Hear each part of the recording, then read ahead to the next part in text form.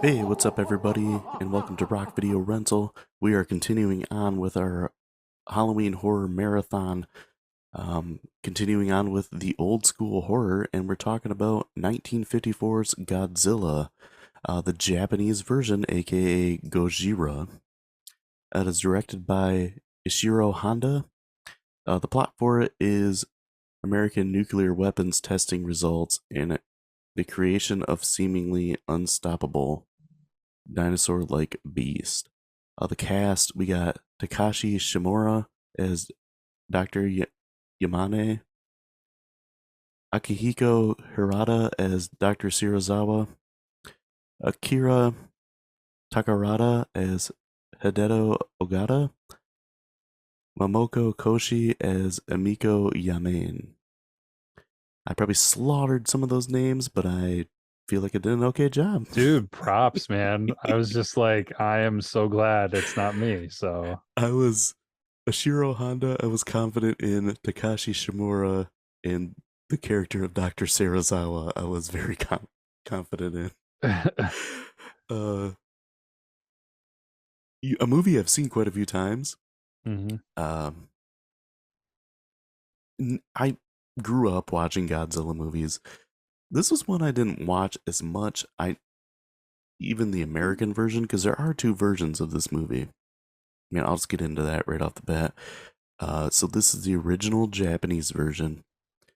Um, and then in 1956, it was spliced in with the American actor Raymond Burr as a character Steve Martin. So he never really, he's not in the same shots of any of this original Japanese stuff. He's just kind of spliced in. Still a decent movie, the American version, but the Japanese one is better. Um, so I saw Godzilla, aka Godzilla King of the Monsters, the 56 version, more than I've seen this. This was like my second or third time watching the Japanese version. okay, I'm assuming it's probably the first time you watched the Japanese version. correct. Yeah.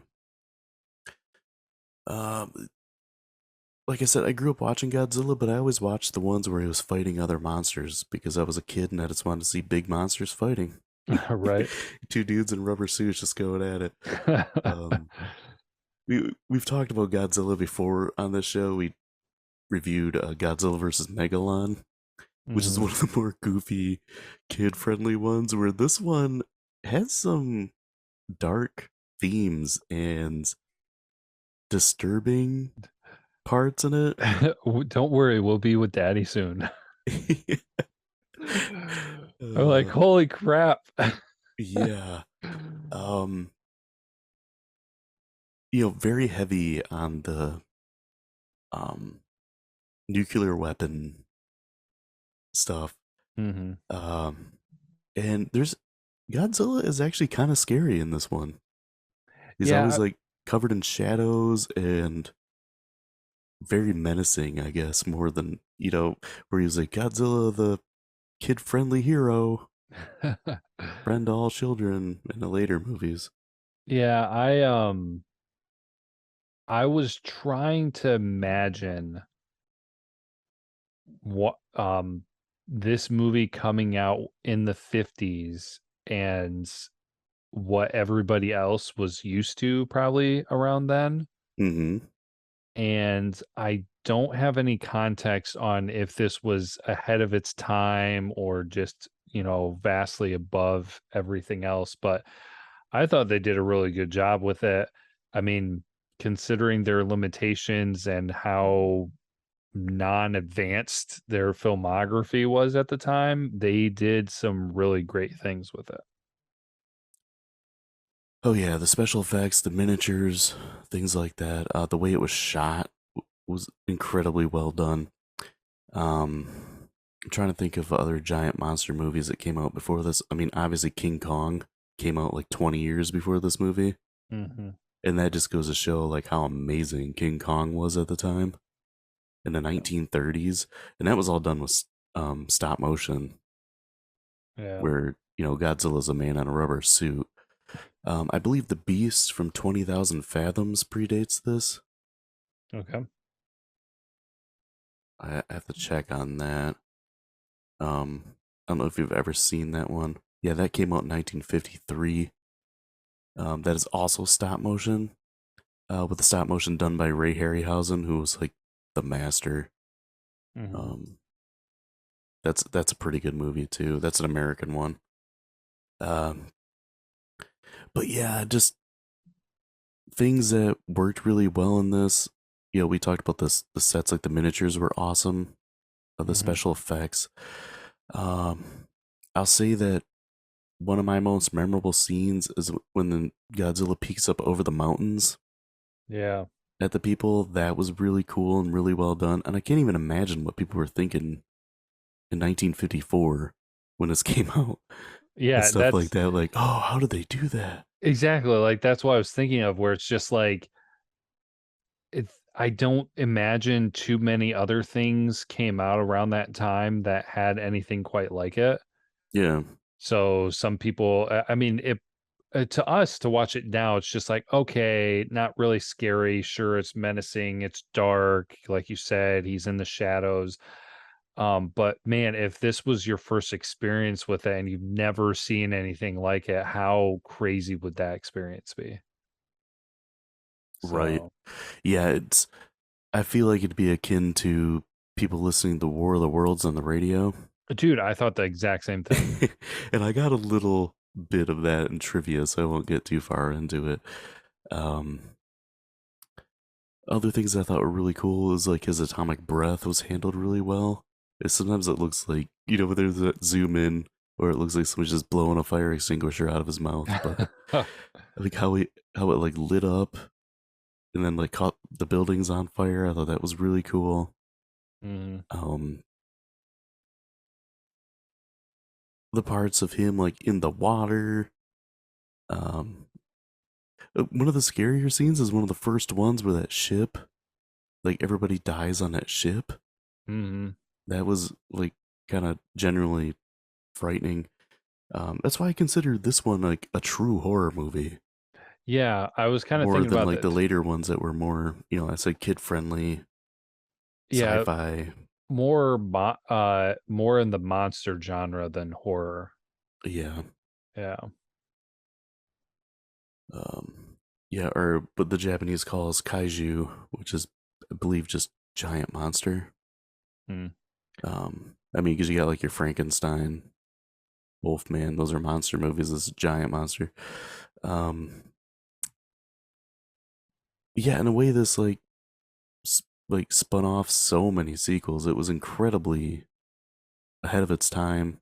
Um, Super popular and probably one of the most influential movies ever made. Because look how many times it's been like referenced. Mhm. Question then for you, spoiler for Mm. anybody who hasn't seen this movie since the 50s.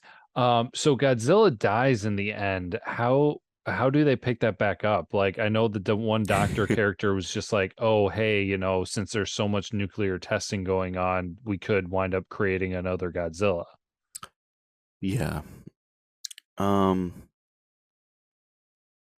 Yeah. That's. I can't remember exactly how they kind of like brushed that off in the second one. I've only watched the second one once. Okay. It's it. It's not very good. The second one's pretty bad. All right. I wasn't Um. sure if maybe they like glazed over that he died, or maybe they were just saying, "Oh, we created another one. Look what we did. We made another mistake." Because yeah, I was a little surprised at the end that they showed Godzilla like completely dead, like he was bones dead. Because I thought he was just gonna kind of like sink and disappear in the ocean, and then they were gonna be like, "Oh my gosh, he survived and he came back," but there was no no sign of survival. So, Yeah. That's.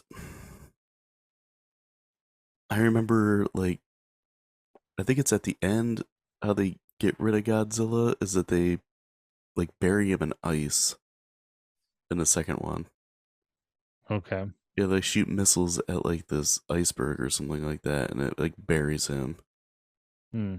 Yeah, kind of dumb. I can't remember like how he comes back, but yeah, it was not very good. And he fights Anguirus, who becomes his ally in later movies. Um, Because they're best friends. Yeah. frenemies.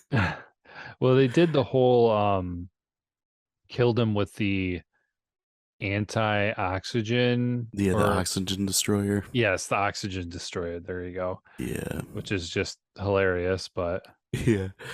I like when they're like testing it and they throw it in like that fish tank and all the fish just kind of like float up. yeah. uh, yeah. So they threw it. They had Godzilla like in the ocean. Then they throw it in the ocean.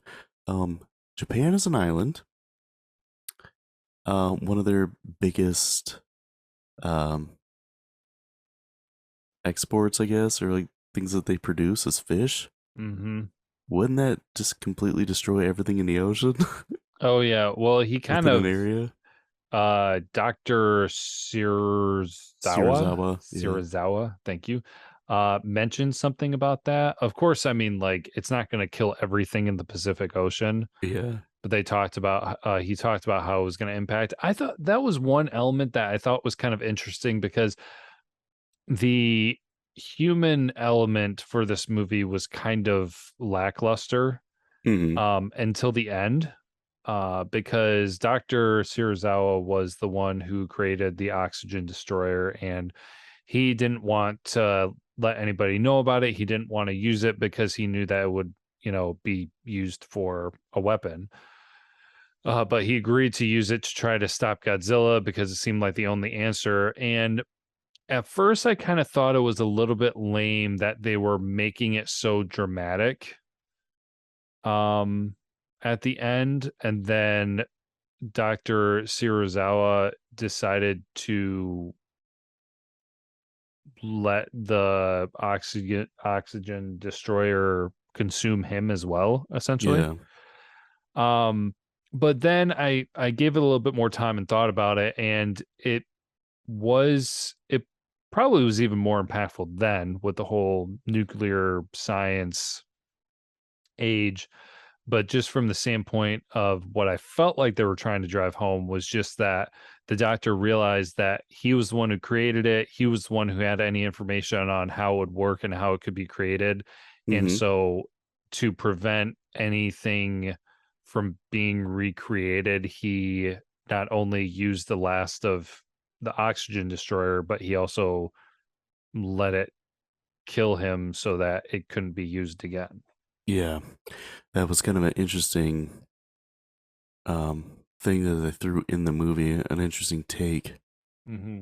Um, I hate to say that it's cool, but it was handled really well. Uh, it's interesting the way all the things they try to use to stop Godzilla, and that was, the oxygen destroyer was like the end all, almost like the last line of defense. Because you see your typical planes and tanks and that kind of stuff. They also construct those super tall electrified fences. Which are just power lines. Yeah, yeah, exactly. And Godzilla just plows through Yeah. them. That's another like really memorable, iconic scene. Mhm. This gives you an idea of like just the sheer size of Godzilla. Yeah. I think, you talking about how they tried attacking him, one of my favorites was the airplanes, just because those airplanes suck at shooting so bad.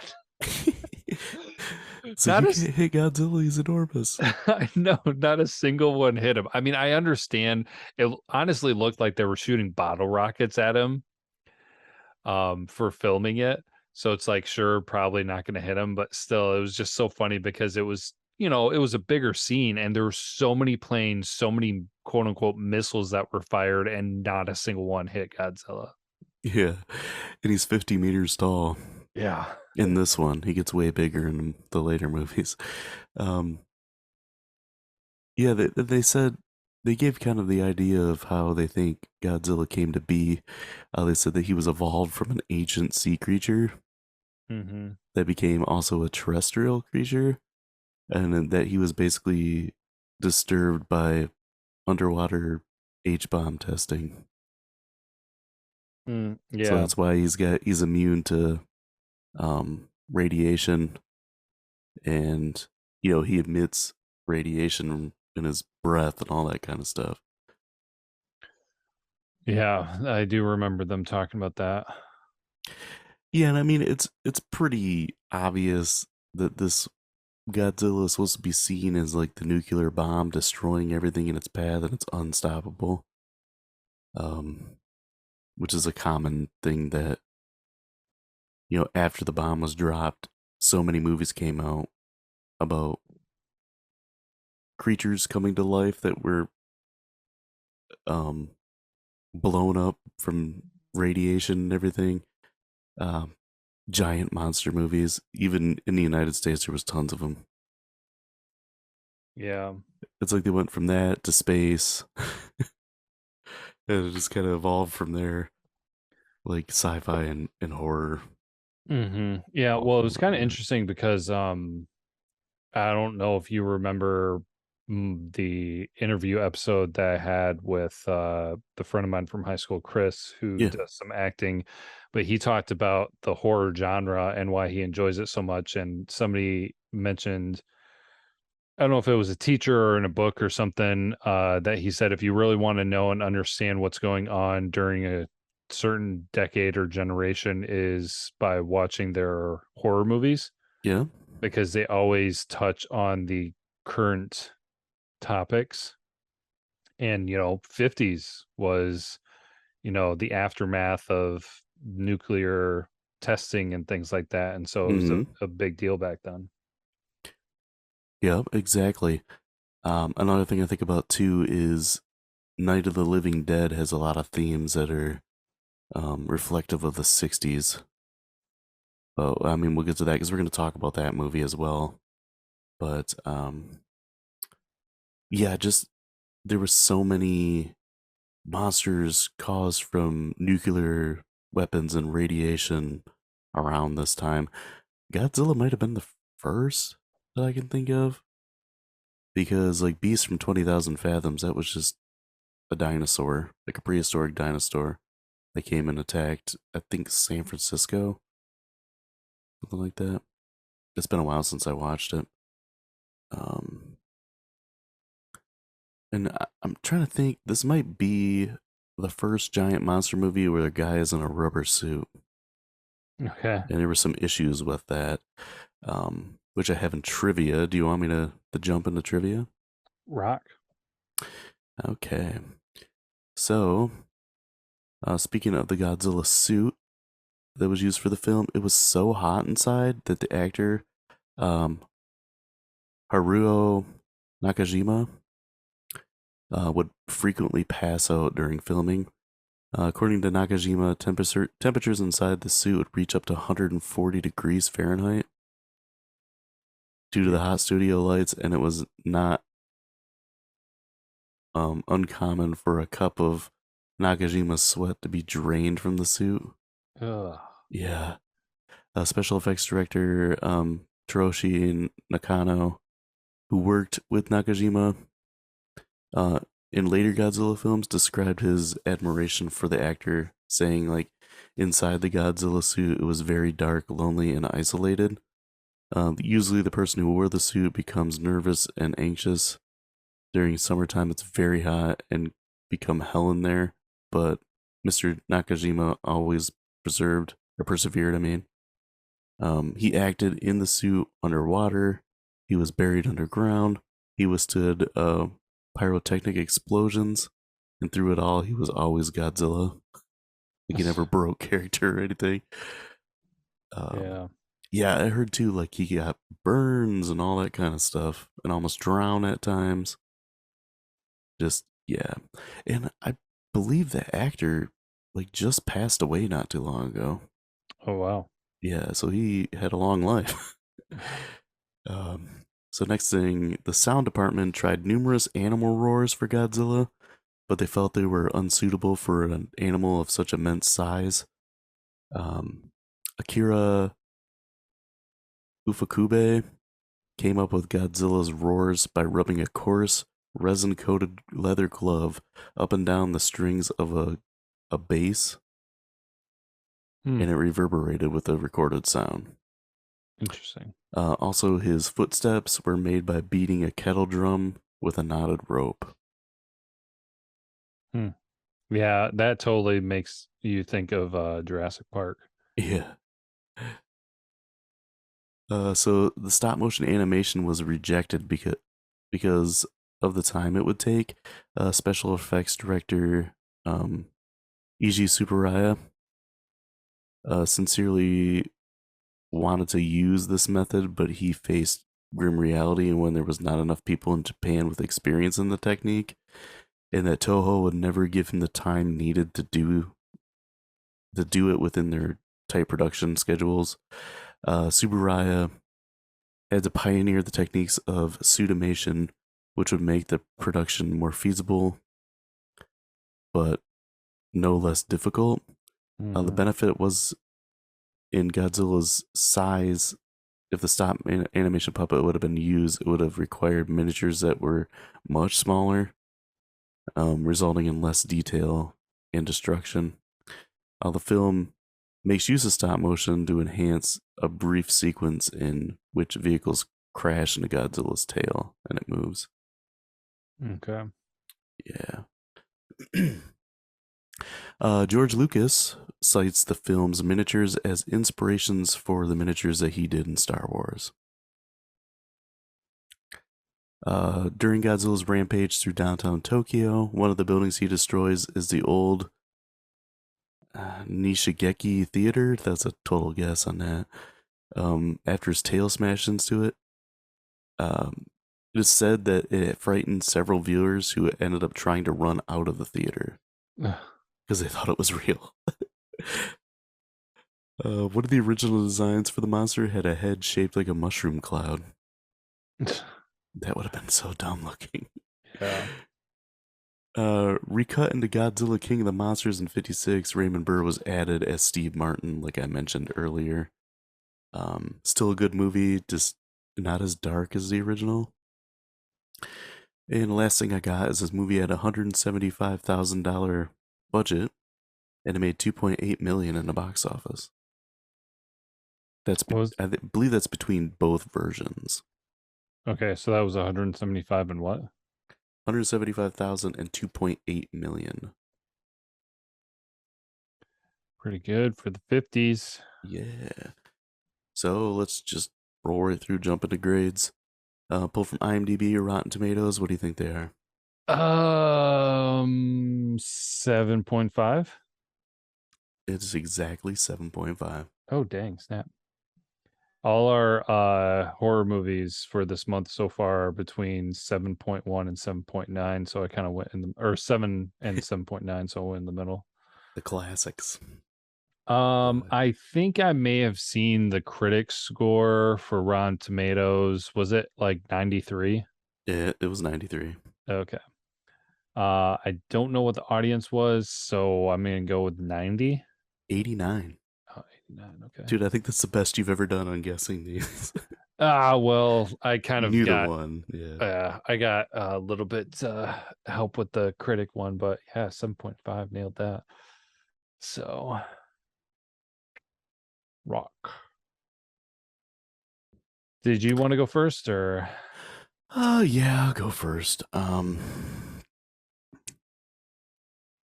It's I said I mentioned I've watched this in the American version a few times. It was always one of my brother's favorites. He liked the original one a lot. He liked Godzilla 1985 a lot, which was kind of similar to this. It also had Raymond Burr in it. Um, I always liked the ones where he was facing another monster because I was so into dinosaurs at the time as a kid that Godzilla was just like the coolest thing ever to me. nerd And alert? right, and I always liked seeing, like King Ghidorah, the three-headed dragon. Um, we talked about Godzilla versus Megalon. Those were the ones I watched the most. Um, and like as an adult, I have an appreciation for the first one and any ones where it's just Godzilla is the bad guy. Um, for what this movie did in the 1950s was pretty amazing, especially um, with the lack of like I said in the trivia, like that that Subaraya like came up with the whole suit and everything, and like the miniatures and all that kind of stuff. And what they were able to do with that and such limited resources was pretty awesome. Um, and it's just, yeah, it's a classic. It's why it's part of our classic horror marathon here. So I had a hard time giving it a 5 because I like the ones where he fights other monsters more. So I had to give it a 4.5 Rock.